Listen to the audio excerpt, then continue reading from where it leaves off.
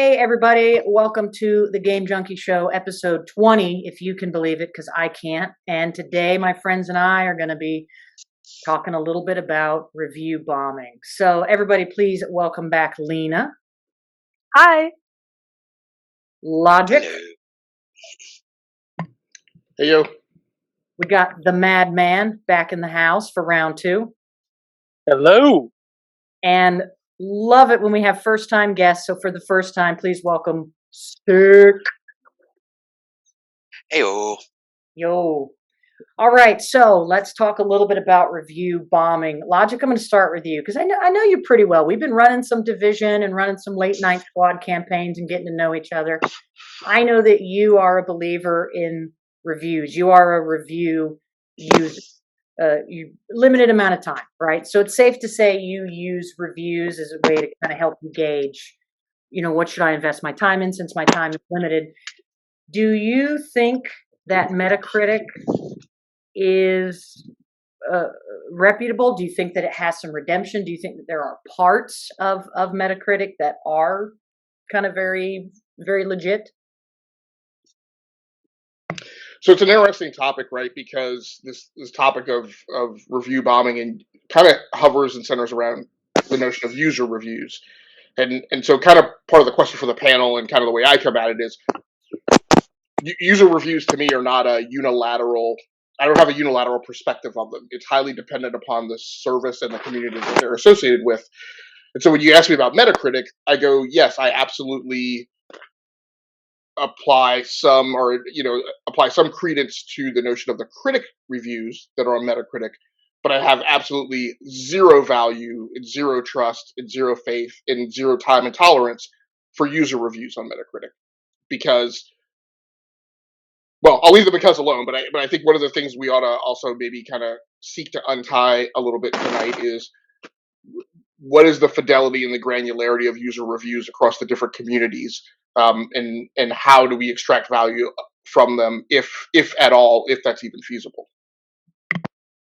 So you're saying that really mainly as far as Metacritic goes, the more professional side of the reviews are the ones that we can maybe safely say haven't been a part of that kind of bombing process, or that, I mean, we can't say they're not biased, but they're less biased than an obvious attempt at completely sabotaging a game. Is that fair? Well, that's a good point too. I mean, I don't even associate the topic or label of review bombing as being something that is tightly coupled to, professional or near professional journalists and critics about games, right? Anyone who even blogs about a game, I think, has enough of a notion of credence that they want to be credible and that they want their opinion to be somewhat valid. I'm talking about people who write, not people who just do videos, because I think that there is a differentiation between those two media vectors and how people use them, right? There's not really anything labeled in the online writing community as a hot take, right? That is specifically a video manifestation. Not saying that those things kind of don't exist. Like I kind of, learn and know the blogs and websites that, throw up articles on the weekend when everybody's not on duty, and it's like a 30-second article that regurgitates a bunch of stuff that's already known, and there's like 2 lines of news about it, right? So there's sort of kind of the equivalent in things in that area and space, but review bombing is something that I specifically associate with something that only comes from users who are not engaged in a semi-professional manner in writing reviews and posting them on websites. Gotcha.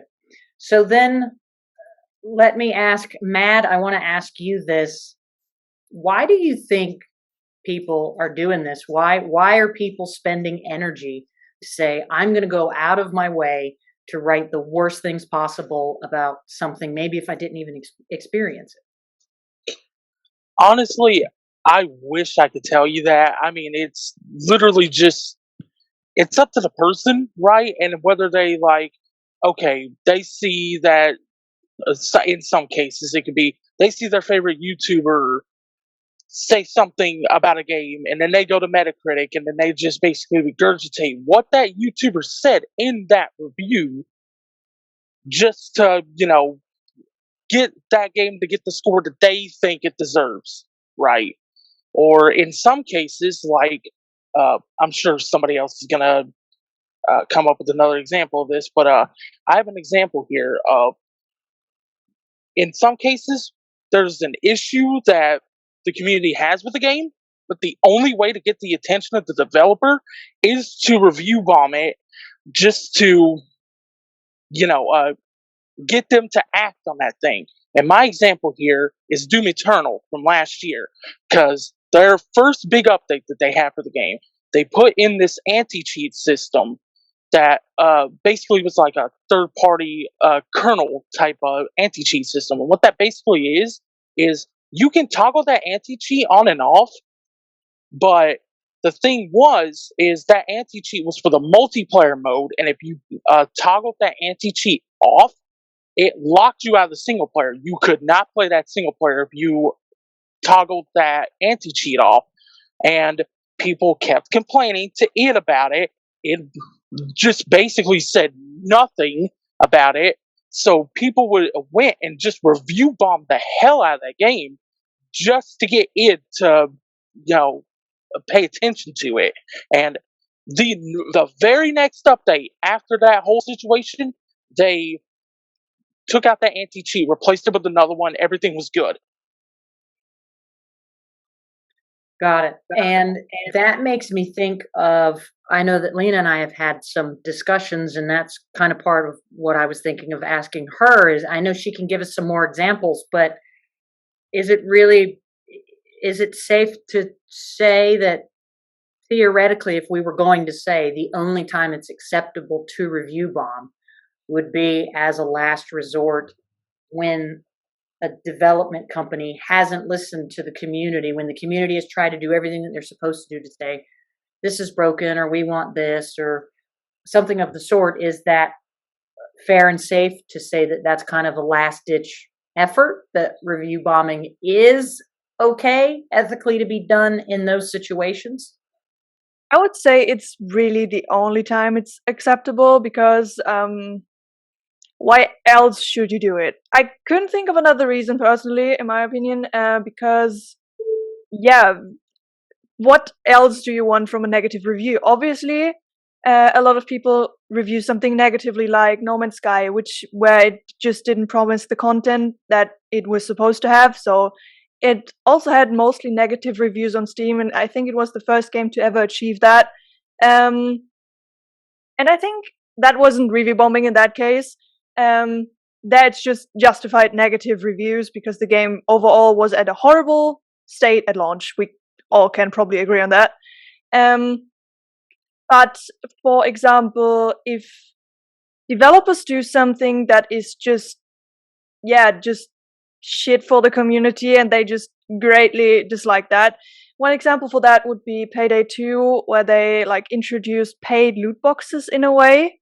And the community was pretty angry about that, and they started review bombing the Steam reviews for it, and they actually got hurt because they revoked that a few weeks later, or a few days even. I'm not pretty sure about that, but so that helped because they didn't listen prior to that. Another example would be GTA 5, where they just disabled the mods or something. I haven't played GTA 5, so I don't know all the details, but I know there was some review bombing going on with GTA 5 as well, with the modding community on PC, where it also dropped to mixed, which was kind of crazy considering it's GTA 5. Where it also was justified because they just didn't listen. Mods just make the experience on PC kind of, people mod their shit out of that game.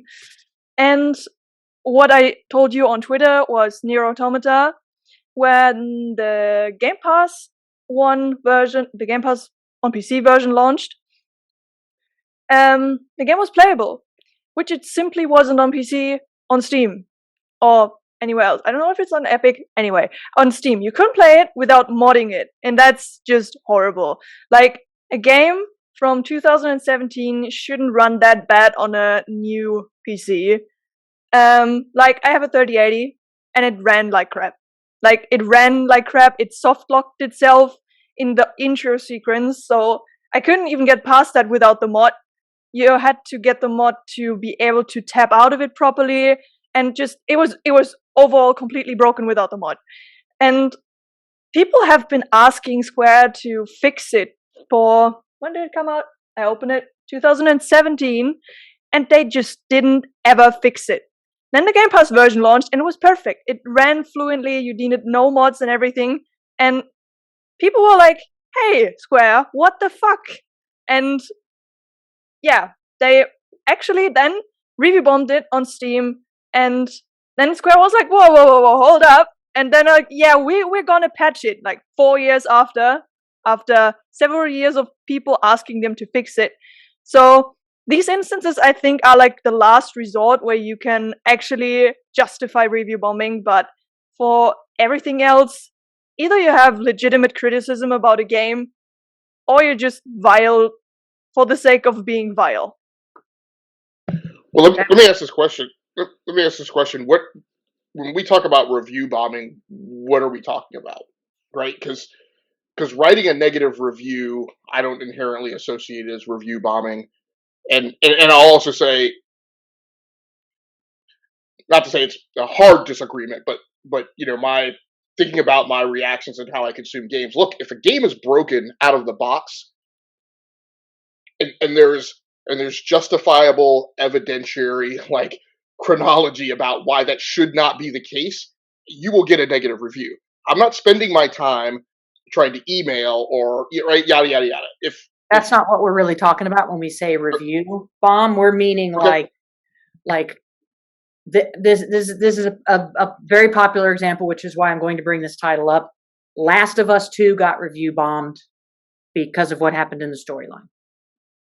Ghost of Tsushima got review bombed. Psychonauts is getting some. So I'm not saying that a negative review is a bad review, but you can look at usernames and see where some people have exclusively taken certain titles. What I'm seeing is typically it's in people that are saying, I'm going to review every Microsoft exclusive or every Sony exclusive game, which is what we refer to as review bombing, for the context of this is kind of talking about how that's kind of a doo-doo thing to do. And that's drastically different than, like, I mean, Cyberpunk got a lot of bad reviews, and we understand why, right? That's why I also said, or like brought up No Man's Sky at the beginning, because I thought that was justifiable, because it was just bad at the beginning, because it didn't have the content it was said to have, and it was a horrible mess at launch. So that's when I say it's justified that it's not review bombing, it's just you tell them, yo, this is shit, you didn't promise this.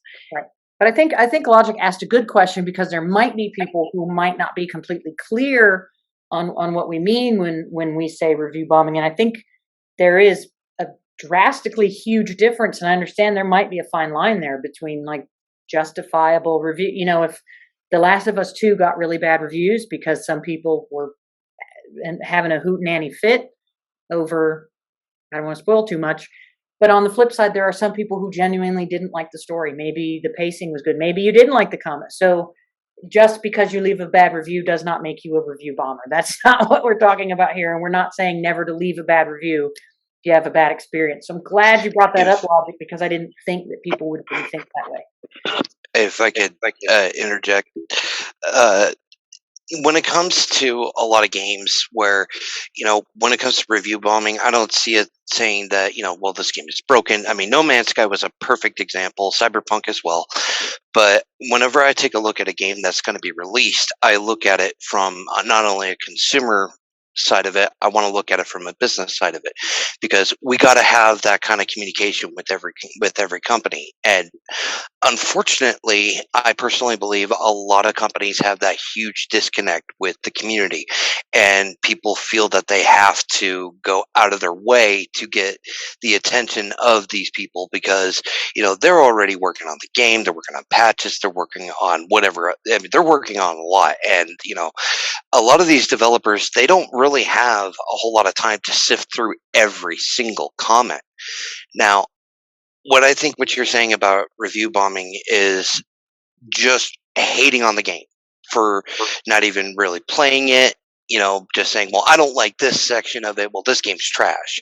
Or, Last of Us Part 2 is a good example. Now, I personally have not played either one of the games. And the whole controversy through the whole thing, I don't really care about the main character of the story as long as it's well written. I don't care. It's like, I'm a gamer. I want to enjoy it as someone would enjoy a novel.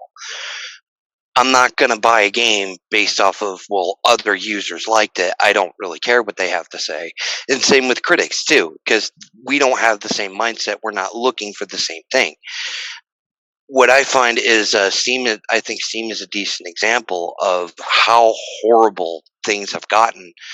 I'm guilty of doing it in the past. I'm not, I have no shame in admitting that. And it's more of, you're angry about something else, and that was just the final straw, and you just spewing nothing but venom-laced comments throughout everything. You want to ruin it for everyone, yada, yada, yada. Excuse me. And,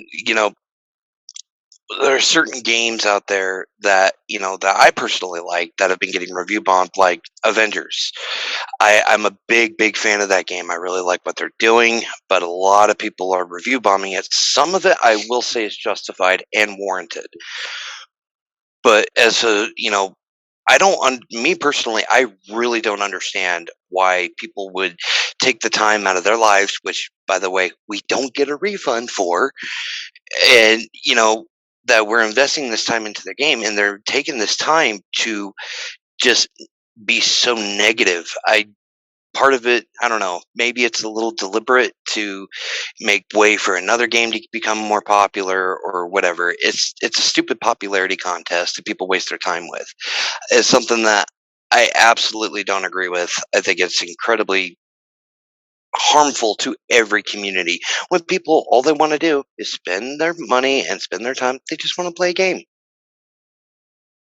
Gotcha. And I love that point. By the way, I just now realized Logic has the Last of Us 2 Part 2 t-shirt. I didn't even know that. That's the first thing I saw. This is interesting. Did his t-shirt, or did I see his t-shirt and not realize I saw it and subconsciously thought of that game as an example because influence, which kind of makes me think of a whole lot more questions regarding this.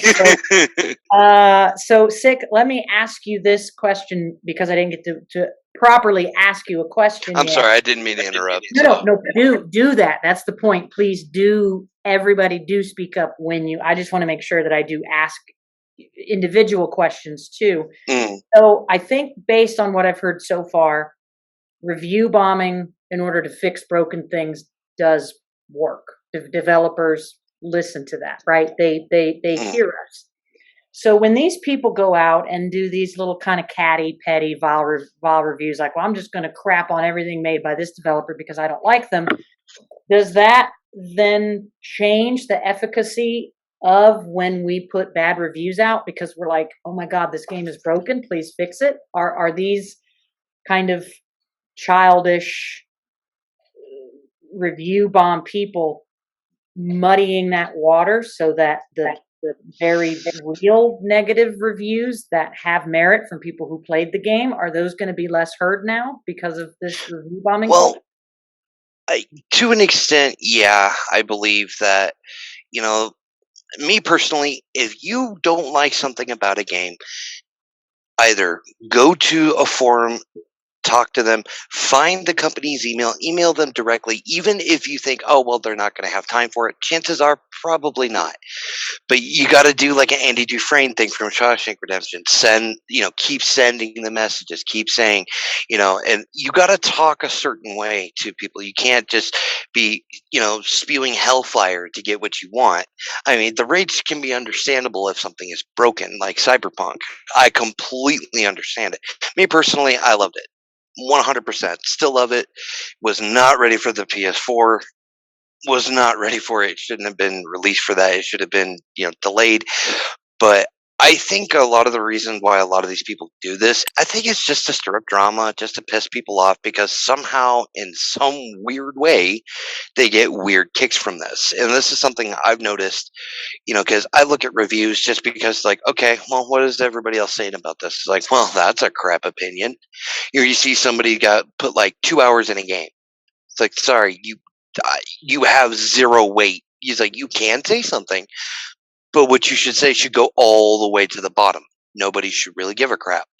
I think people who have experience in the game saying, hey, you know, I want to use Cyberpunk again as an example. Like whenever you're driving throughout the city and you're going to the outskirts of town. Now, when I was riding my bike, I was zoned out, loved it.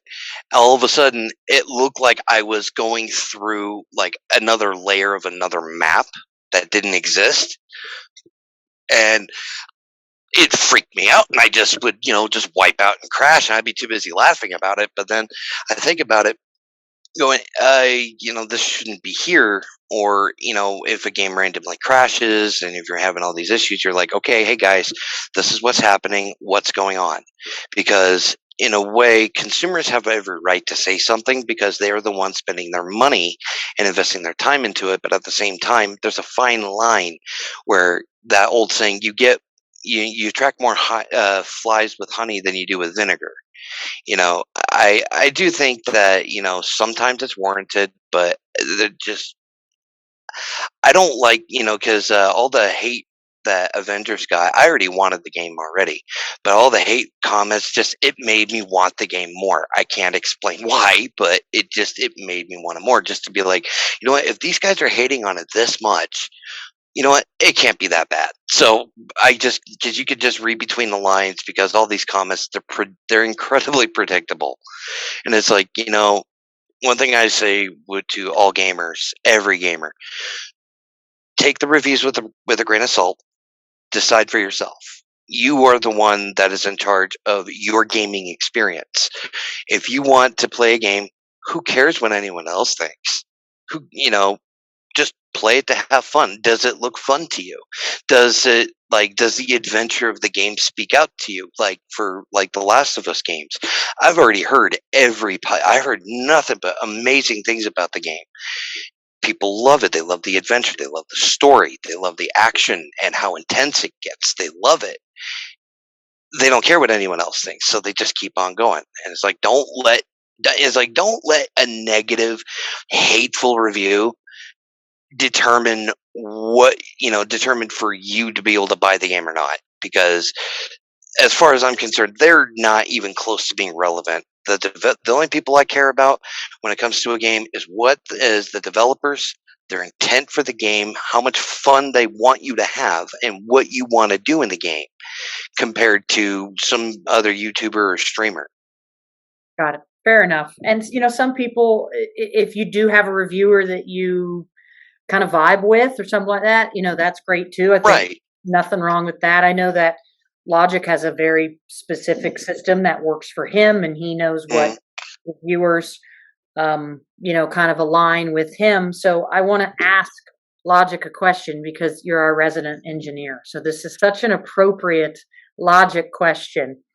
Do you think that part of the process of how Metacritic allows people to review is what's broken? And should that process be fixed? Meaning, is it okay to say, we're going to let you review as much as you want to review, and you don't ever have to prove that you played it or how much you played it? So do you think that has an impact? And as somebody who is systems and processes focused, can you think of a really good process that might resolve these issues of legitimate negative reviews and just stupid fanboy gang up negative reviews? Yeah, I think that question and the answer to that goes to the heart of what is the point or a value of the user review. And I think part of the problem as we've gone through this conversation is, and I'll say right out, I came into this conversation with a binary perspective, right? User reviews are absolutely worthless to me. They mean very little. Steam's a little different in how I utilize those, but in general, I'll wrap it back to Metacritic and say user reviews are absolutely useless. As we've gone through this conversation, I've started to kind of pick at some things that may not leave that as a flat zero. So one of the things is, and it was something Sick mentioned, which is that my thinking about it in terms of me not being the only person who consumes a user review, right? So there's a value of a user review to the community. And this kind of goes back to maybe some of the things that we've talked about in the past, where I have this notion in my head of like, what is a good citizen of the gaming nation state, right?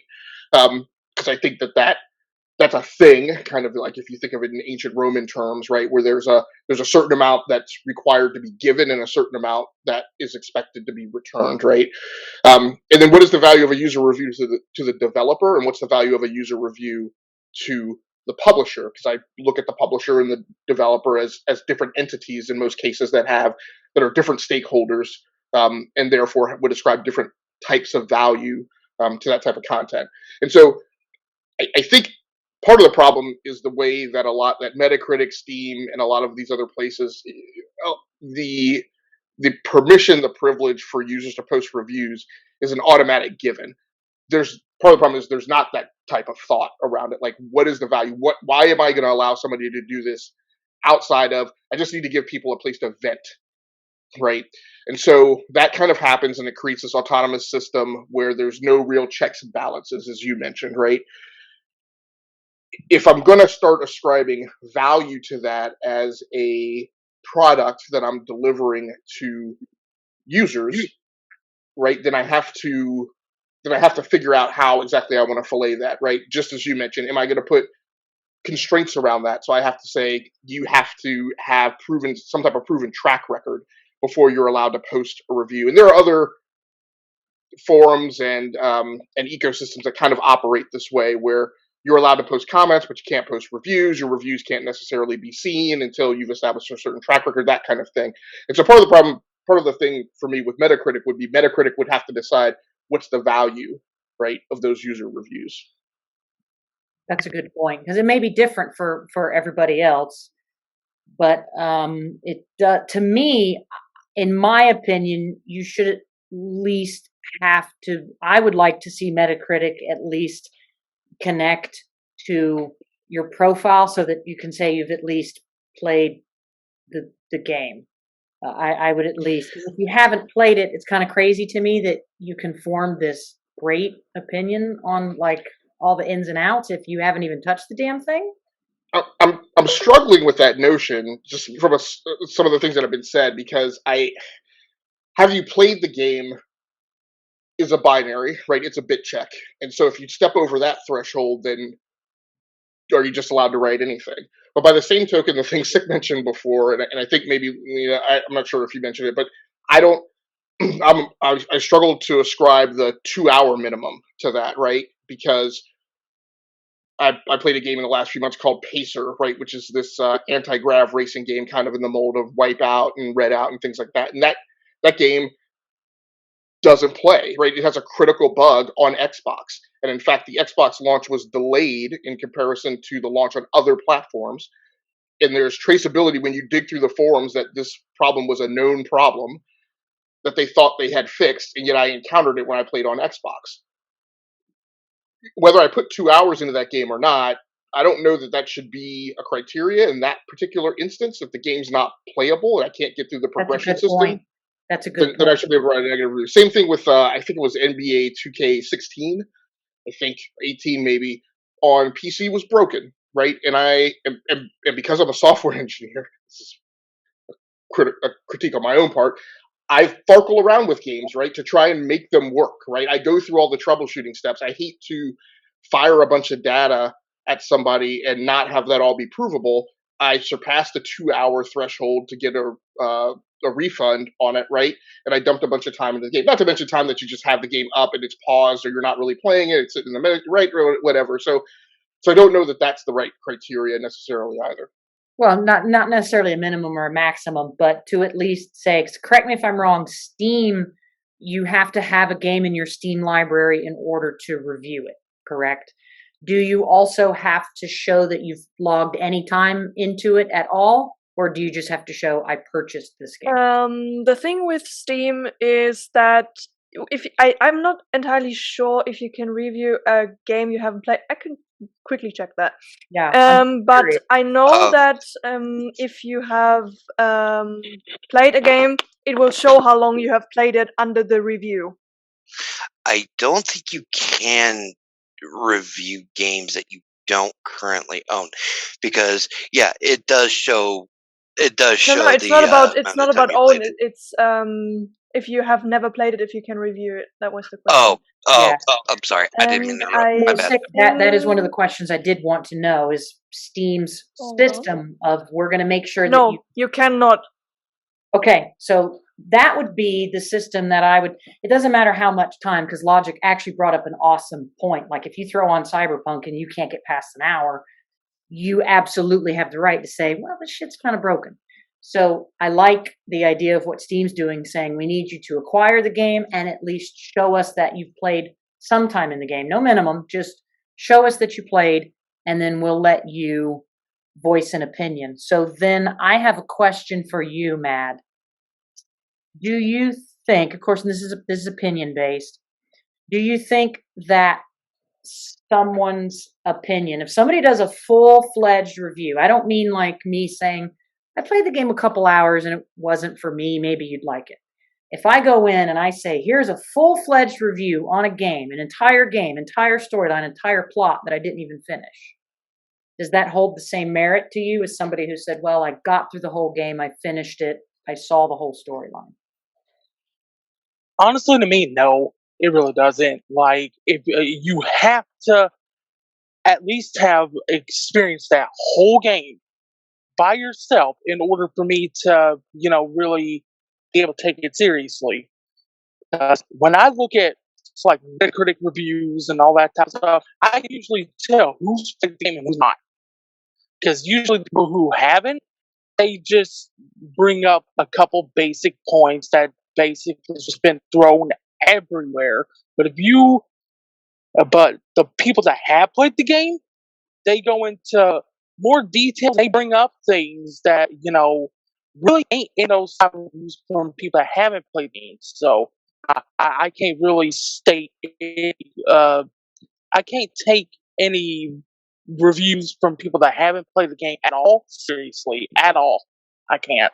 So you're saying if you do, and that's kind of how I feel too, if you do a full review and you're reviewing all aspects of the game, including the story, it makes sense that you've played it, but maybe we have the responsibility of at least being honest and saying, well, I only played a couple hours and I didn't like this and this and this.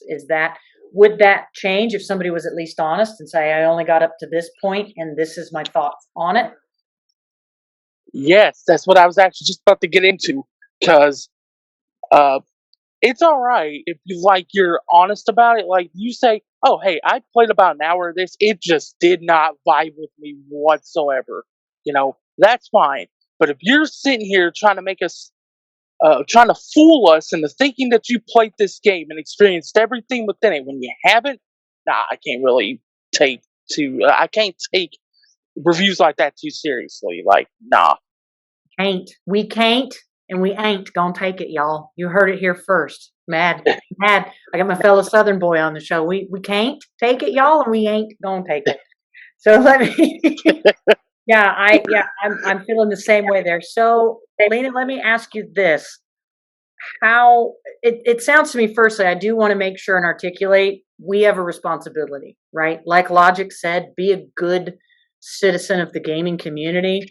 Just be honest about what you feel and why, and that's totally acceptable. But we do have that responsibility not to grossly mislead people and not to try and tear someone's experience up possibly. So, Lena, do you think could part of the problem be how easily people are influenced? Because again, I don't know if I actually saw Logic's shirt before I brought that game up. I can't. That is a chicken and egg concept, and we will never know the answer to that question. But it really makes us think: is it really easy, right, in this media age, for people to be influenced and use that to put all this information online that may not originally, it's like Inception, like Leo's planting a seed in my head right now. So talk about that a little bit. Sometimes are we too influenced? I would say yes. I think social media plays a big part in that. Especially also like I know Twitch streamers, as we mentioned before, I think also play a big part in that. I remember playing The Last of Us on stream and I got hate rated 2 times with spoilers. And one of them was actually a fake spoiler too. So there's just this, I guess, kind of agenda against it. People noticed I like it, I guess, and went fully vile on me. I also had that experience on Twitter where I was just like, yeah, I finished this game and it was pretty awesome. And I was like, oh, you have a shit taste and get some good taste in games, and you've never played video games if you like this dumpster fire of a game. And I was like, all right then. Yeah, with The Last of Us, I think it was the craziest shit I've ever experienced regarding games, that even people who played it and liked it, and the other way around, people who played it and legitimately had their reasons why they didn't like it, which is fine in my book, got hate. And I was like, we don't all like the same things. If it's like you said, with the people that just go like, oh, trash game, that's not constructive criticism. That's not a review. That's just being vile, being toxic for the sake of being toxic. And yeah, with The Last of Us, I noticed it a lot, and that's where I think social media plays a big part as well, because people see other people who are shitting on something, and then they join in, and it's like, oh yeah, I'm going to be this edgy kid as well, and annoy people with it. Because I think part of social media is also that some people are just going to be there and troll. They see other people get mad about something and then join in on it and annoy the person even more. So I guess that plays a part in that. And then there's influencers journalists, whatever, who legitimately had their reasons why they didn't like a game. And then people are like, oh yeah, I've never played that, but he's right. I trust him with my review, so he has to be right. I will never play it because he said it's not good. But I'm going around and telling everyone, yeah, this was shit. So yeah, I think that plays a part in that. And like maybe, I really don't know, but I think console wars might also influence this. Everyone's nodding. Because every time Sony exclusive comes out, everyone's like, mostly the fanboy side of Xbox is coming around. Oh yeah, well, you have your cinematic story type of game again, where you don't play the game and click buttons, and the other way around, it's just like Xbox mid or something. You cannot see it, but I am nodding in agreement with you. Thank you for bringing that up, Lena, because I was literally just Don't worry, it's on my list of notes. I've been taking them. Honestly, I seriously thought console wars. Look, I'm 37. I've been gaming since I was 3. Console war. Honestly, when I come back, come to Twitter, and I'm like, I'm gonna start my Twitch stream. I believe in the word of mouth advertising. I believe that is the best form of advertising, especially for a game. Like, I was playing Mad Max because a friend of mine, Justin, was, talking about, hey, this game is a lot of fun, and I was like, yeah, I trust his word. He's like, yeah, play it. All right, cool. So Justin Gaming, Justin. Yes, that awesome dude. My dear boy. Yeah, him. Yeah, him. He is awesome. Love the dude. Hope he's listening. But word of mouth is really good. And that's how I also got to play Days Gone, because I've never had interest in it. Everyone on Twitter was like, oh my god, you need to play it. And I was like, yeah, okay, I'll try it. And now I love it. I seriously thought console wars was over with, and they see people bring it up. It's like, oh, you have nothing going on in your life now, do you? Even Sigmund Freud would say you have issues. So I want to ask, because see, Logic is our binary thinker, right? He's he's logical, right? This is what he does for a living. He doesn't make assumptions. I see what you did there. We have a blank slate. So this is a very logic question that I've come up with. When people, so let's say I play a game, okay, and there are certain elements I don't like about a game. Is it a fair assessment for me to say this is a trash fucking game? It's garbage. Don't play it, because even games that I've played that I thoroughly did not enjoy, that I couldn't even finish, were not fundamentally bad games. They were not trash games. Even when Cyberpunk came out, broke as fuck, it was not a trash game. It was a game that had a lot of shit. It had some turds that needed to be polished so we could see the diamonds that were underneath. That's a good way to put it.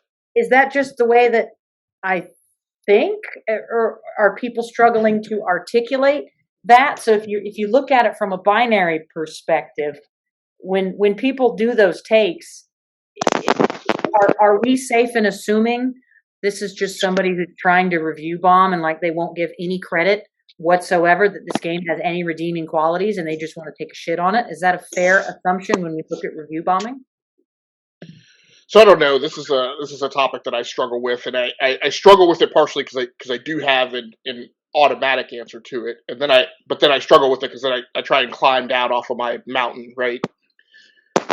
So part of it, and I think where I've come around to is, I think my immediate reaction to that is there are just certain perspectives that are voiced by people who are not creatives, and so they've never built anything, they've never created anything, they've never wrought or rendered anything out of thin air.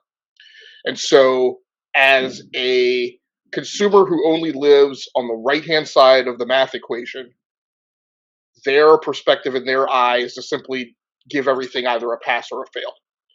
And I think anybody who has been a creative in any way, and I probably have some questionable takes on what I think a creative actually is, because I think there are some people who think that they're creatives, and I'm like, you're not a creative because you're not exercising certain kind of muscles from a mental perspective. But I think anybody who's been a creator in any manner has the take you just mentioned, Crystal, which is that they look at a thing and they understand that somebody put work into that, right? I go back to the age old adage of, not many people. Well, there are some, it's not zero, but not many people wake up in the morning and go, hey, how can I screw up the world today, right? That's not how most people go to work. And I know as a creative and as a person who builds things, I haven't liked every job that I've been on, but when I get up and I go to work, that's 8 hours plus of a day of my life that I have to contribute to something. And whether I like the thing that I'm building or not, at some point, I got to have another job, and that's going to be partially based on the reputation that I gained from building right. So I have these obligations that I have to fulfill, and so, like I said, most people don't wake up and do a thing that they notionally have to do, and think of a way to deliberately make it bad. And so this notion of this is trash, this is worthless. I pile that into a bucket of things that I don't listen to and I don't give any credence to. But that is such an addictive. Oh, sorry. No, you go ahead and because I wanted to add to what he was saying. I mostly agree with you, but it's just when you want to look at a game, whether if it's trash or whatever, I think that's an incredibly addictive state of mind, because it's so simplified and people aren't even looking at the how intricate the game is. And you're right, yeah, you need to have that you need to have that kind of a creative mindset to understand you're making a game. Now you don't really understand all the nuts and bolts and everything on how it works, but it's something that you gotta have an open mind. And the worst part is just when you see so many mainstream streamers out there that just want to be like, oh, this game is trash, this game is trash. Honestly, the only people that really look at that mindset or have been kids, people who are unexperienced in games, that don't really play as much as like all of us combined. It's like me personally, I'm a little sick and tired of them actually being able to have any kind of weight in where a game goes. It's like, but no, I just wanted to add the logic. Yeah, I mostly agree with you on that. I like that you added that, because you said something that I didn't even think of. So now I have more questions, which I like. But, and this is why I asked Logic this, because he's our binary thinker that always gets me to go, oh, because I'd like to think I'm very open-minded. it is possible there are some people, probably not a ton of them, but there might be some people who go, "This is fucking trash," that we're misunderstanding because they don't understand the articulation and the weight of Yep. their words. So they're in their mind, right? Because perception is reality. I Reality was doesn't like that mean- actually. reality doesn't mean anything. So if Lena says this is trash, Mad says this is trash, and I say this is trash, I bet you we all have a very different perception of what that means to us. So as the outside person, we're trying to make up our own kind of essentially our own description of what that means. So I'm glad he brought up that point. So then I do want to ask Matt, I'm going to ask you because you haven't talked a lot recently. I want to ask you, there's a lot of trolling and it's not all bad. Some of it is just funny. It's friendly. There's a lot of banter that gets exchanged where people know people and they're having a good time with it. And then there may be a group of people that, like Lena said, just like to jump on a hate wagon so that maybe they feel accepted. Do you have kind of any thoughts on that dynamic? I mean, do you think that could be a very real dynamic, that there are people just having fun and then there are people who might just be kind of desperate to maybe be accepted or get attention, even if it's negative? Oh, I definitely think that there's people on both sides of the coin, right? Like, I see people all the time, and actually, me and a couple friends of mine, we like to, meme on a couple because I follow movie news a lot more than game reviews. And me and a couple of my friends, we like to, just meme on a couple movies here and there. That's just a thing that we have. But then I could see somebody also looking at us just, being idiots and just thinking, okay, these guys clearly have an agenda against this movie. What the hell is up with this? And also on the other side of the coin, somebody could, like I said earlier, they see a YouTuber or a streamer or a reviewer that they like, that they vibe with, and they just take their opinion and they just articulate it wherever they can, wherever they can, basically. And it's like Lena said too earlier. But yeah, that's definitely a real thing, and I have seen both sides of the coin on that. Yeah, I'm glad you brought that up because I know, shout out to Megamat, by the way, like Twitter's best meme maker. The dude is fucking hilarious. I mean, you guys are in the circle. You see how we all do it. We joke around, we tease, and we kind of have this banter. And if you don't know us, you might really think we're shitting on these games, or you might think that we're being these kind of toxic people. So I really think the responsibility falls on both sides. Not only do we have to be mindful of what we say, but we have to be mindful of our immediate reaction when we look at what other people are saying. Logic lost power, by the way. So this is not his Blue Steel. Does anybody remember the Blue Steel movie? You guys know the Ben Stiller movie? I've heard of it, but I haven't seen it. Supermodel? You know what I'm talking about? Zoolander. Zoolander. Okay, this is not his Blue Steel Zoolander pose. Oh, Zoolander. Okay. Yes, Yep. yes. That was the part. He That was lost the great power part. and he's going to reconnect and join us back. So just for the folks at All home right. wondering, Just why relax. yeah, he's smoldering into your soul, but that's because While Matt was talking, I was like, he's Zoolander. not moving. What's Yeah. going on? he messaged Hey, me to let me know. I'm really sorry that the All power right. went out. I Go ahead. I was gonna say, I would like to say something to Lena. Now, you were saying that you get a lot of hate. You're a far more successful streamer than me. I'm pretty much brand spanking new. I started earlier this year, but there's something I wanted to tell you that I want to quote Cat Williams for a second, because what he said has been like something I've been living by for a while. It's like people are gonna hate you for your color, they're gonna hate you for your skin, or your hair, they're gonna hate you for your size, they're gonna hate you for what you wear. What's important is that you take care of your own star player. So, and the fact that I've seen some of the craziest amount of hate, and it makes no sense to me at all. Where I've been bullied, and I know what it's like. I know what it's like to have so many people hate on you for people that don't even know you. And, I just would one of these times I might just pop in one of your streams and I just might give them crap just a little bit, just to provide a little bit of entertainment, just for funsies. I'm on a break currently with streaming because of university and stuff, but I plan to pick it up again, so I will definitely do that in the future. But with the hate in general, I'm kind of used to it, as bad as it sounds. You become numb to it. Nobody should be used to it. I just want to make sure and kitty. make that known. Yeah, this is the one that was in the emergency room. This is little. Okay, so to change, what happened? We'll get into that in a little bit, because that's a bit and it's my fault. Wife, if you're watching this, I know it's my fault. But I want to make sure and say it is what it is. In this case, is bullshit. I've seen the screenshots of things that Lena's gone through. We've all been bullied and harassed. It's bullshit. You don't deserve it. It's fucking bullshit. It is what it is. Needs to just stop. It needs to not be. So don't just accept it. You're better than that. And we all love you. All of us game junkies will be here for you. And if you are a bully, please stop, because you're poo-poo.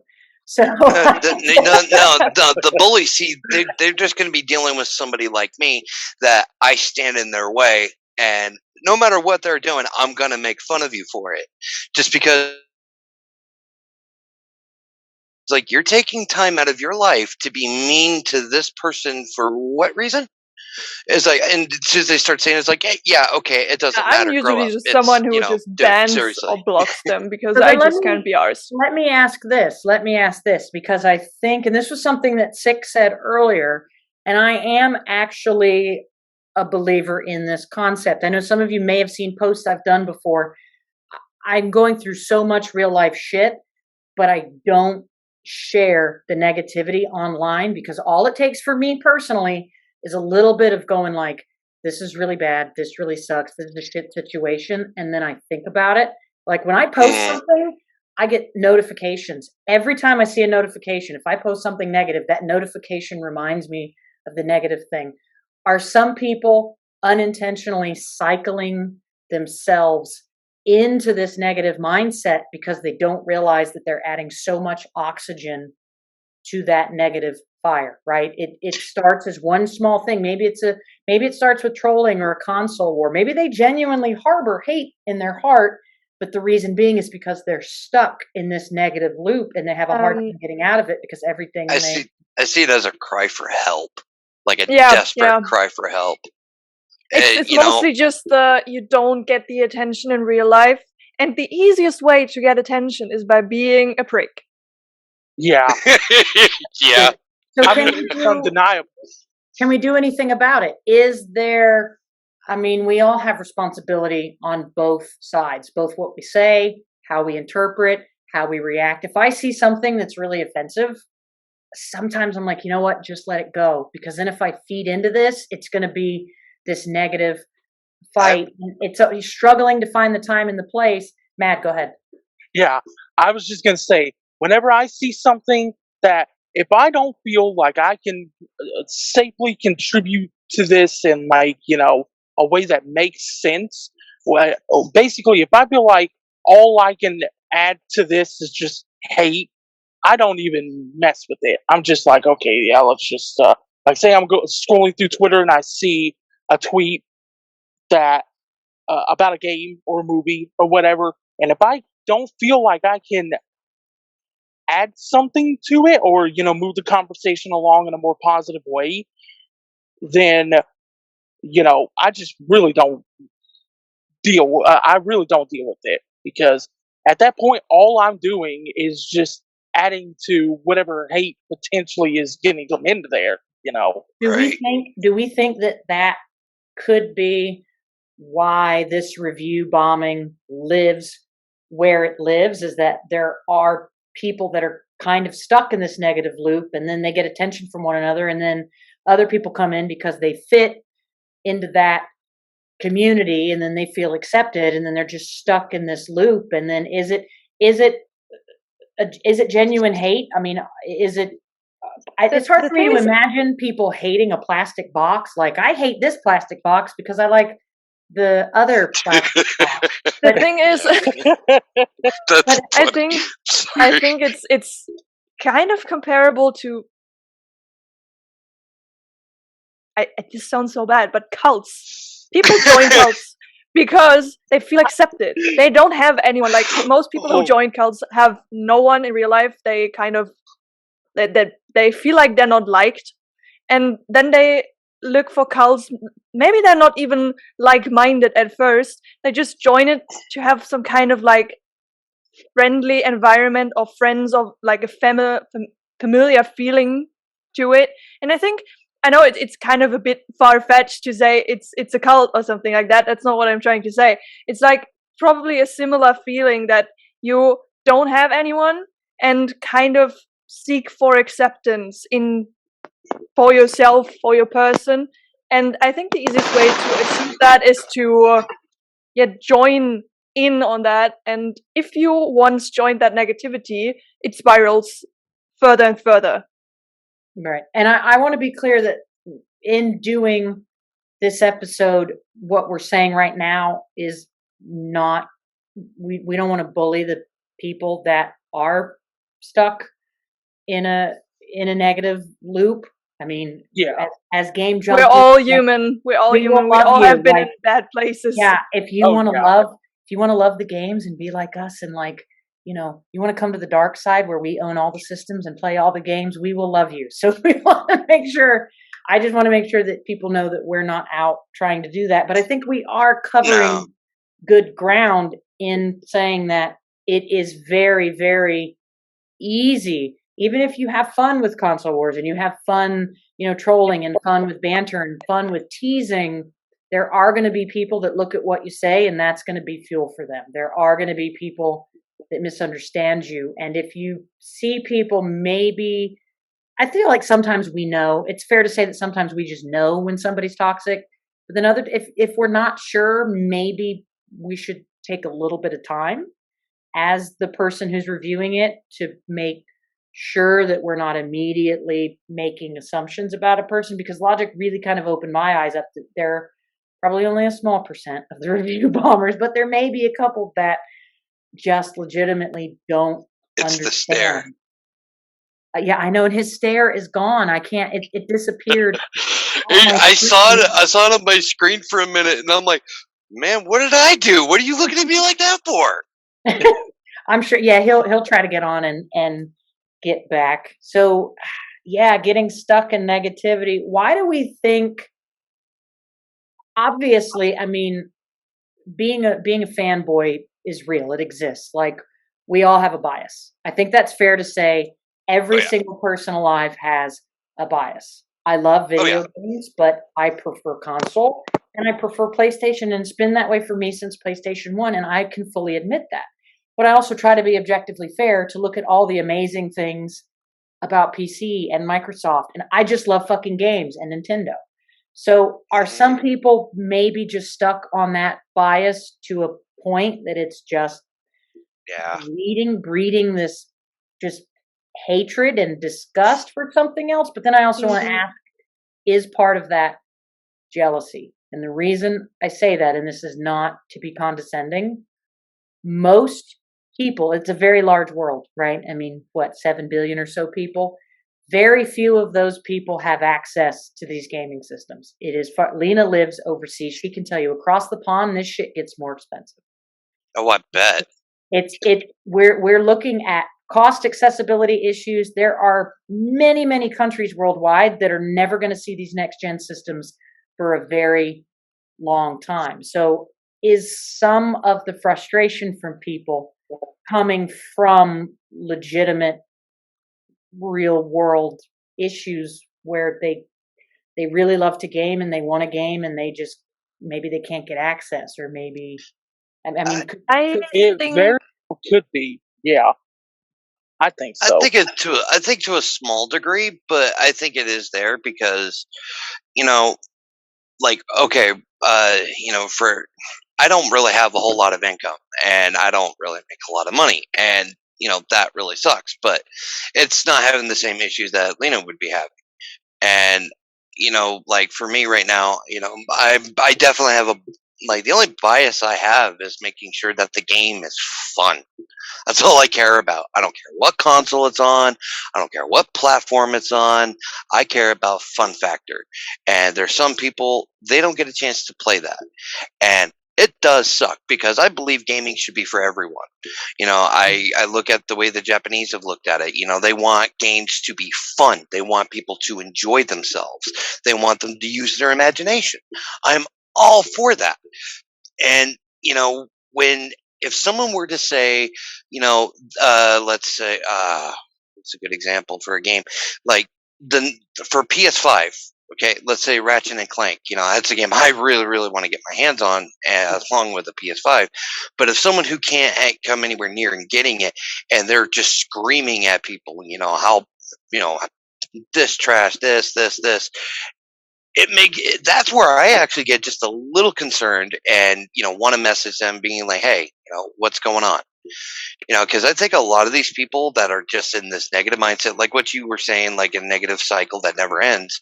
It's like I try, and I've actually made some friends this way, where I've come up to them being like, okay, what's going on? Is everything okay? What are you going through? It's like, dude, life is a giant crucible, and we all have to face it. Sometimes we face it alone, sometimes we don't. But we all have that understanding that there are going to be challenges and hard times that we are going to be going through. It's like, what's up? Maybe just talking to someone might actually help, because me personally, using a personal experience, I go through my own variation of stress just like anyone else does. And I didn't have a good, proper outlet. It was just making things worse. I was angry all the time. It did not help. I met my best friend. And he's that harsh friend that if I start becoming the thing I hate, he just, and I quote word for word, dude, shut the fuck up. You're acting just like the people you don't like. I can't say anything in response because he's not wrong. And even recently, and Crystal, you're actually a part of this. And, I was not in a really good headspace. And going to Twitter's never a good idea to try and change your mindset, but I feel like Yeah. I think I got lucky, and I met my friend, Rockman86. He's awesome. Got nothing but love and respect for him. I met Sega Blocks, then I met Justin Gaming and Hallowed Be Thy Game, and those, and and Crystal, and all of you guys put together. You've actually just being there just to talk about games. I can't tell you on how awesome it is, and how it feels like, it's a super hot day, crazy hot day. You walk into your home and it's perfectly crisp air conditioning, and it's a huge relief. That's what that was like. And I would actually, I'm so emotional right now. Like but that well, gets me. That really gets me when people say stuff like that. That just, dude, that gets me. I'm trying so hard not to like I cut appreciate an it. onion. You're really awesome. I like we can I don't look at people as like, oh, I disagree with you. Get away from me. It's like, yes, find the Satan. But it's one of those things where I look at people that, oh, we're never going to see everything eye to eye. But I look at, how you react to negative reactions. I pay attention to that. And it's like, okay, you show self-respect. You show what kind of mindset you want to have. So I think, at least for me, it encourages me to think more positively. And I've been needing to do that for a long time. We all do, especially the last few years. It's been absolutely nuts. And I think it's unfair. And, like I was telling you before, Crystal, I hate what the gaming community has become. People are just tearing each other apart in such a childish, disgusting way, where I can't change everybody's mind, but you know what? In my corner of the internet, I don't care.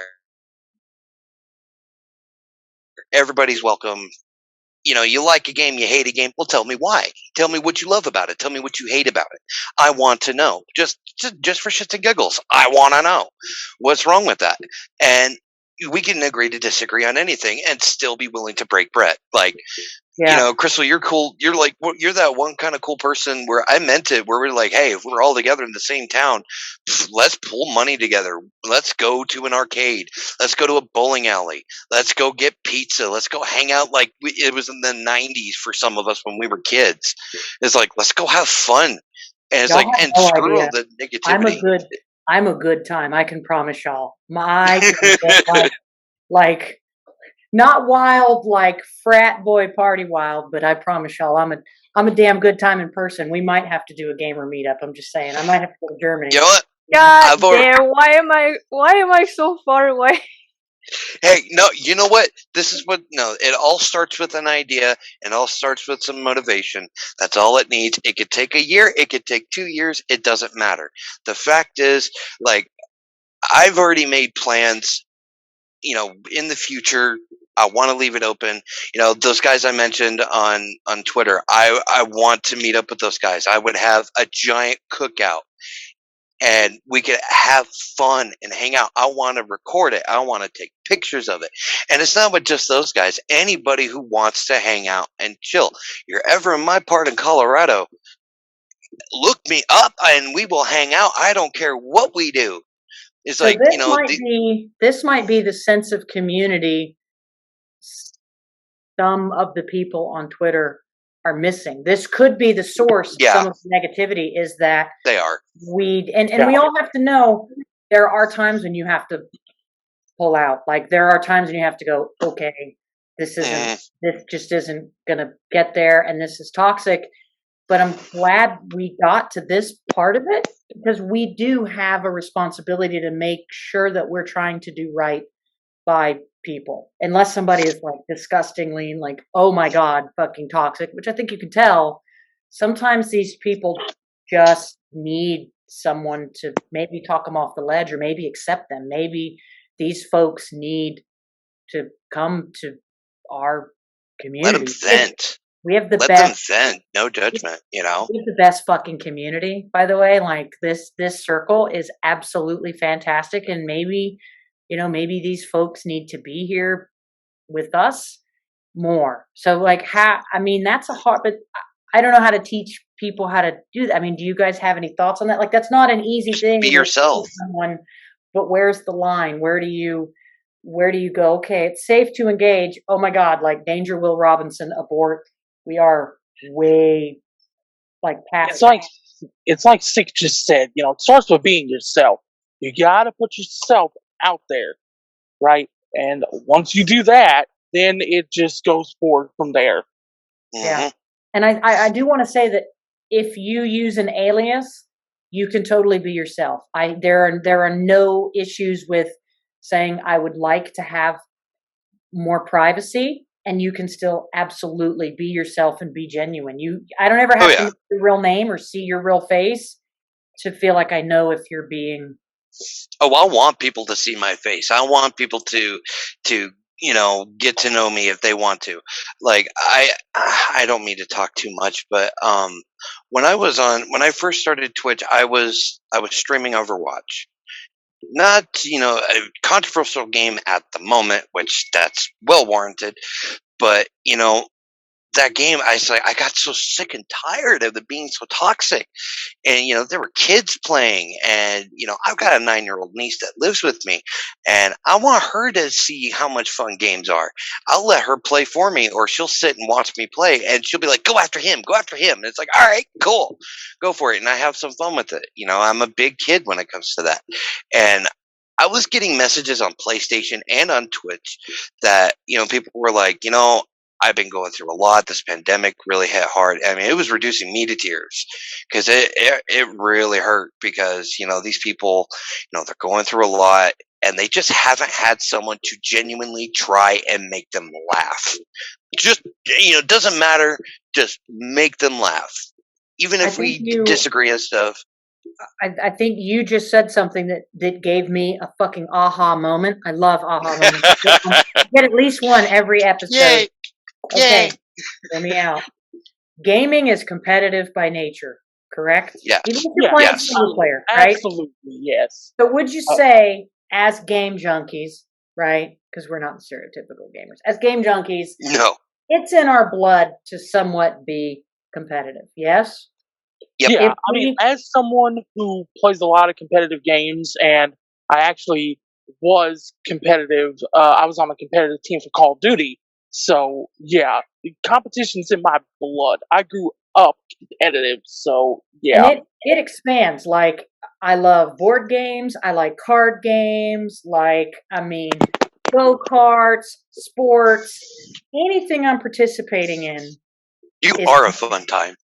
competitive for me. So would you guys say that life in general, you're a little more on the competitive side? Is that a Yeah. fair Yeah. assessment for all of us? Lena, would you say that for the most part, I mean, you have a bit of a competitive nature in you? Like you want to do something really well. Is that a fair statement? I would overall say I am pretty perfectionist, which sometimes sucks Oh, pretty great. bad. Okay, so you're an artist, so that blends. So hear me out. OCD. Okay. I think a huge part of the console wars that's fueling a huge part of the review bombing, that's fueling a lot of this, is that competitive nature. I want my preferred system, my bias to be better than yours. I want to be right and I want to win.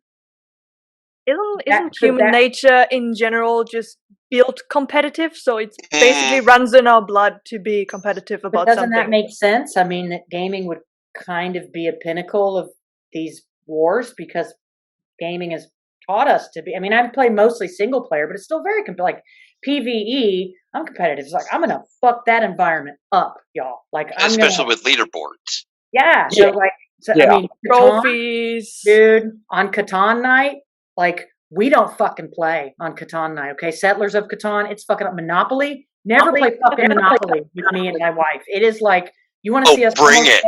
you want to see us almost get fucking divorced, like that, like It's like I that, would- huh?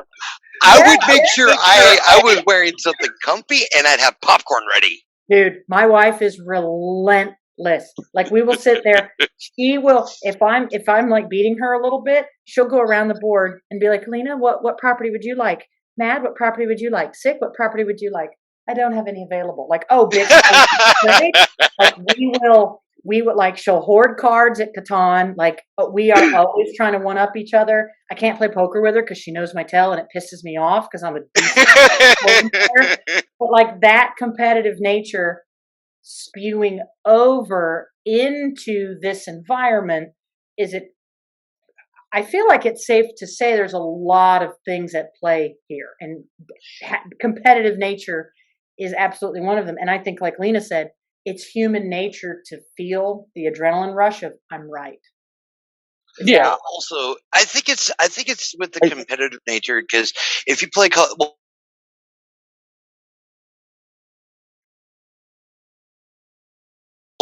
you know there are people who get too much into it. Oh, There's yes. nothing wrong with being competitive. And, like, I look at it this way, and this has been like a recent revelation over the last 5 years because, oh my God, I turned into a nerd rage monster. Oh my God, I make fun of myself all the time for it. And it's well warranted. I deserve it. And the funny thing is, I look at it this way. I look at it instead of, I don't know if you guys are Dragon Ball fans, but I'm a diehard fan. He always gets angry, super competitive. I decided to take a look at the mindset of like Goku. He doesn't get mad when he loses. He just improves. Or to quote Kratos from God of War, don't be sorry, be better. One of my favorite quotes. It's like, When you say that is like, and that mindset that you were talking about there, Sick, with Goku's mindset, that's my mindset when it comes to competitiveness. I don't get mad, I don't show it, but I'm just like, okay, I'm going to spend like half the next day labbing trying to get better, right? That's my mindset for everything. My favorite thing to do is when I was playing Star Wars The Old Republic online, I was doing PvP. And now okay, Crystal, you and I have a lot in common. I love just say that when games. you said you're a Vegeta fan, I almost said I'm a vagina fan, but then I didn't, and then I just did again. Well, so am I, so we're good.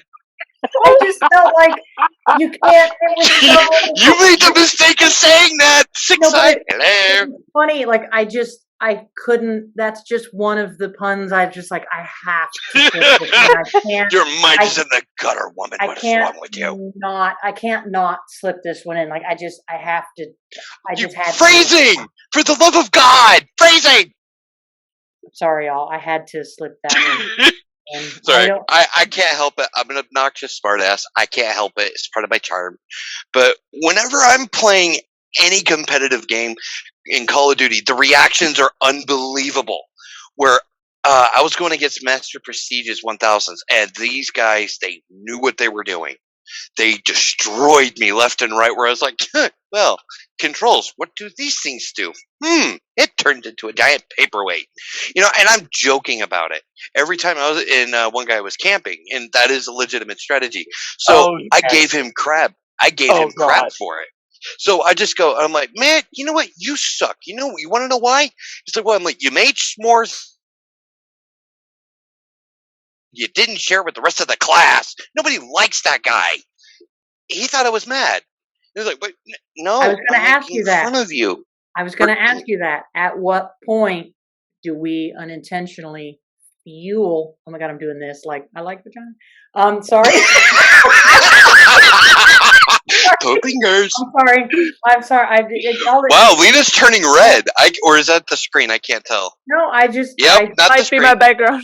Well, normally I hold back like all the inappropriate jokes, but I had a few. Extra sure, blame the alcohol. But we do have to be mindful. At what point are we the ones fueling that sort of thing? That's a really fine line. Like, how do we know? How do we know where we go? It's really complicated in a way. I'm pretty sure I have been fueling that myself a few times.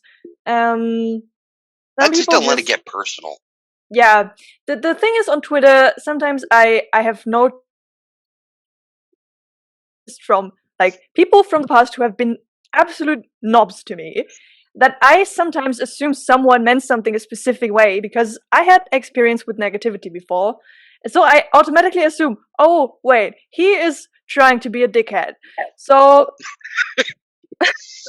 Sorry, just the way she said it. Then I sometimes can't help myself and reply. And then later on, like, if I think about it now, I'm like, wait, I just fueled this. And then I was like, should I have ignored it? But sometimes I just can't help myself. So I'm very aware that I might be fueling it sometimes, but I try to avoid it the best I can. We're all not perfect in that way. We can't all be there like rainbows and, I don't know, sunshine basically all the time. I mean, I'm like very gay and I don't even shit rainbows and unicorns. So this is episode. You don't sweat unicorn. Like, wait. It's like you don't sweat the unicorn colors, the rainbow. What? No, well, a little thing that people don't know about my people is that we're on the other side of rainbows. We're charging, and that's why we're so fucking spectacular. So this. Then where's our pot of gold? You selfish person. We are the gold. So this is episode 20. This hasn't aired yet. Episode 19, which is before this episode, hasn't aired yet. That's Logic and I, and we were talking about that sort of dynamic, Lena, that it's best if you encounter a troll in its habitat. It's best to wait until you don't feel emotional about the situation before you engage. Yeah. Yes, and I've become very good at that over the years. But I know some people, some of my friends, they would just dive straight head in. Yeah. Right as soon as they see it. And I'm just like, you just made yourself look like a dumbass, right?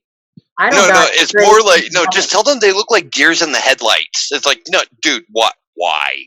You look before you leap. You don't just say, oh, hey, there's an edge. I'm going to jump. Ha. No, don't do that. Humor's my shtick. Some people don't like me. That's fine. They ain't the first. They ain't going to be the last. But when someone's going to be super negative, like on Twitter, someone said, I have the face of a thumb. I never heard that before. It's like, I have been called many things. That's the first time I've ever heard of that. It's like, are you saying I'm useful? I've actually seen a guy that looked like a thumb. I'm not trying to be mean. It was a mugshot, and he really did look like a thumb. He had a very particular neck.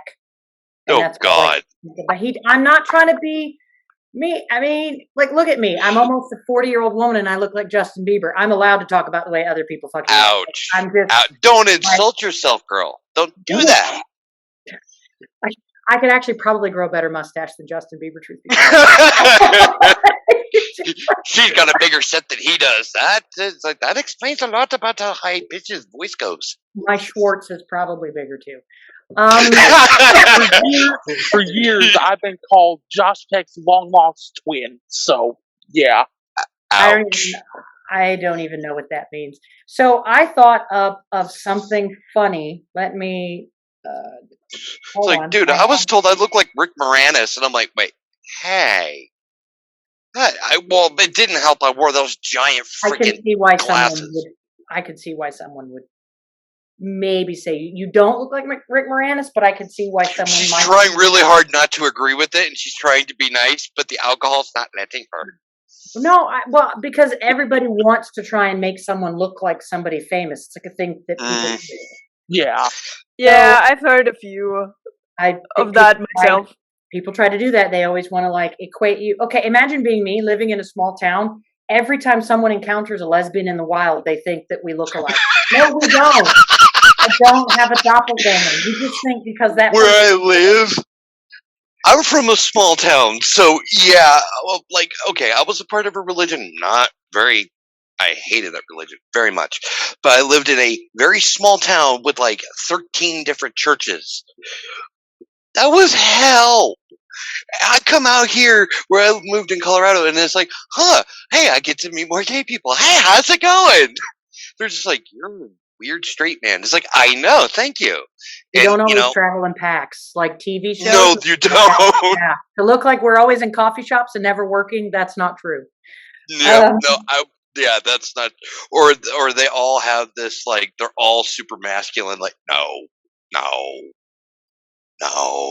It's like, you have never met that many people who are on that side, have you? How did we? I don't know. I'm blaming your alcohol. That's probably a fair assessment, but this is like actually not very much alcohol either. So just so you guys are aware of like the level of fun ability that I have. It scales very fucking quickly. Okay. It just means that we have different perspectives and we all get along. So I'm about to review bomb your beer because it's not beer. As a German, I have to say that. Okay. Sure. How is this not beer? This is beer. It's light beer, okay, but it's fucking beer. Oh, that's not beer. No, that is not. I agree with Lena 100%. Okay. Light beer is not beer. Well, it has to be beer because there's no point in going to the gym if I have just don't look. I really want, okay, what I really want is a giant, thick, 4,000 calorie fucking cup of real beer, and I can't have that. Then go to Germany. We'll accept that for now. So this is something I came up with on the fly. So as we're closing out, I wanted to do a really quick trivia just for fun. So what do you guys think? I got a couple gaming questions here. It might be fun. Let's go. All right, yeah. Why not? Why fucking not? I just decided to throw something random in there. So, okay. As we're closing down, let's do a little bit of trivia here. Does anybody know what was the very first commercially successful video game? Well, it was certainly not E.T. Donkey Kong? Oh, this actually predates E.T. Oh, that was a great answer. No, seriously. That was a really good answer. I would think that either Frogger or Donkey Kong. Pong. I think it's Pong. Pong, yes! Commercial, okay. Not the first video game, but the first profitable video game. Right. All right. So, what year? Nobody fucking use Google. I will see you, except Sick. I will not see you if you're speaking. What year was the Super Nintendo Entertainment System released? 1985. In the U.S., I believe it was 1991. Yes. Yes. Wait. Did you say Nintendo or Super Nintendo? Super Nintendo, 91. Oh, okay. I didn't hear that. I heard Nintendo, and it's like I think it was. Wait, no, I don't even think I got that right. I'm ashamed of myself. 1991. Mad. That Oh, was God. before my time. Thank God, because I Youngin. was literally just sitting there like, watch it be 1990. Dude, I'm so happy you know what? got that right. I'm So just happy I'm not the oldest one in this stream. But don't worry, Crystal. I respect my elders. that would be me. What year was Nintendo founded? This is the tricky This was one. in the 30s, wasn't it? 19. My sister-in-law knows this, and she's told me Well- this many times because they work Well with. before the 30s. Well before. Yeah. Because didn't they work on radios? No. They were a card company, I believe, at first. Yeah. I am learning new things. Okay. Can I just tell everybody who's watching right now? Mab knows his motherfucking shit. Show off. Did I? No, I didn't get it. Did I? Actually, one of the questions I was going to ask is what product did Nintendo first release before taking on the world of video games? Cards. They actually were a card company, playing cards. So did I get the year right? That What they were year did founded? you say? I said 1912. It's before that. Before that. Damn it. Before that, but you were closer, Lena. So Lena, you've had go ahead and throw a guess out. Oh my god. I was just going with 1900. 1889. I was going to say 18. 1889. I was Isn't that going to say impressive? 18. And they I was made going to cards. say 1890, but I thought no, that's way too early. But Nope. But And they made listen- playing cards. They actually made. They were they've always been a toy company. Mhm. Actually, so the Now- United States Air Force used what gaming console to create a cluster supercomputer? PS3. Not the. Yeah, my boy, Mad. What the fuck, dude? Fucking savant game, fucking trivia prodigy over here, my boy. Damn, it's a PS3. PS3 was actually legit. Like from a computing standpoint, it was actually very powerful. But dude, Mad. All right, let's keep going. What is The the others were best? just guesses, by the way. I knew that Okay, one right off the bat. Correct fucking guesses. These are just guesses. Correct fucking guesses. What is the best-selling handheld gaming system to date? Handheld. Game Boy? Like the original Game Boy? Not Game Boy. Not Game Boy. the DS Lite, Not. DS, the original one. Original DS. Yes. Yeah, I was yes, gonna yes, say yes. I was Yeah, either gonna say that or the DS because I couldn't exactly remember. I didn't have I one. was just like, it had to be one of those because everyone had them. Yeah, I have the same Except for DS. me. All right, 'cause I'm so this too one's poor a me. good one. This one's I a was good too one. poor for that. What was the first video game character to have a balloon featured in the Macy's Thanksgiving Day Parade? Think Now about that I Mario. have no idea. What'd you say, Matt? Mario. No, I thought for sure you were going to get this. I was like, motherfucker's going to get it. He's just going to. Pac-Man. Damn it. No, actually, after Mario, after Pac-Man, believe it or not. Character that was introduced after. Cloud. It's got to be Cloud. Nope. Oh, damn it, man. Because I remember back in the days with Final Fantasy VII's marketing, they put Cloud on everything. So I thought that Yeah, was they did. Damn, this one might surprise you guys because it's not from as mainstream of a gaming company. Now Which I'm one curious. was it? I mean, it was at the time, but now they don't even make really consoles anymore. What? Sega. Sonic? Sega, Sonic. Sonic! Ah. You got Sonic! Yes! Yes! You just said it, and it's like you're not so popular. It's like I hate to say this, Sonic has still got a pretty good following still, Well, they've but got movies now. What year was the first virtual reality headset created? Has to be the Virtual Boy, right? Well, what year? What year was the first VR headset created? The thing is, I don't Can- know when. I just assume it can we is just that guess one. before Lena was born? I don't know when Lena was born, but I'm guessing this is probably after. I'm gonna guess-ish Lena's age and say this is around the time she was born or a little after. I'm guessing. This is a complete guess here, but I'm guessing like 1998. You are so close. You are so fucking close. I'm Was going it to throw in 6? 99. Actually, but other way. He was close the other direction. 96? 95. I am as old as a virgin 95. boy. Oh my god. That is still before my time. How much did a virtual reality device cost in 1980? Too much. That is actually the. Now this wasn't a headset. Keep in mind, this wasn't a headset. This was a virtual reality device. Okay, so let me see. I And gotta it take literally into had account. only one eye. It was like the planter peanut. It was like a monocle. See here? But it was Wasn't it like 300? Now I'm thinking 49,000. somewhere around about the 49,000. 4. Wait. What? Yeah. No. Hell no. Hell no. My iPhone 1. wallet is screaming at. No. Yeah, the iPhone 1 spelled E-Y-E, so iPhone 1. Holy. Some other Yeah. here. Exactly. What popular dining franchise is the founder of Atari also responsible for? This might be, Lena, you might have a disadvantage. This might be a franchise exclusive to the US. I'm pretty sure it is. We'll see about that. If I said it, it would click and you would go, that makes sense that a video game creator would create. I bet you the second you tell us the answer, we're gonna We're know. gonna feel stupid. We're gonna feel so stupid. I already feel stupid, so I'm way ahead of you on that one. It's like I don't know. So wait, a dining company has made a game. It's a franchise.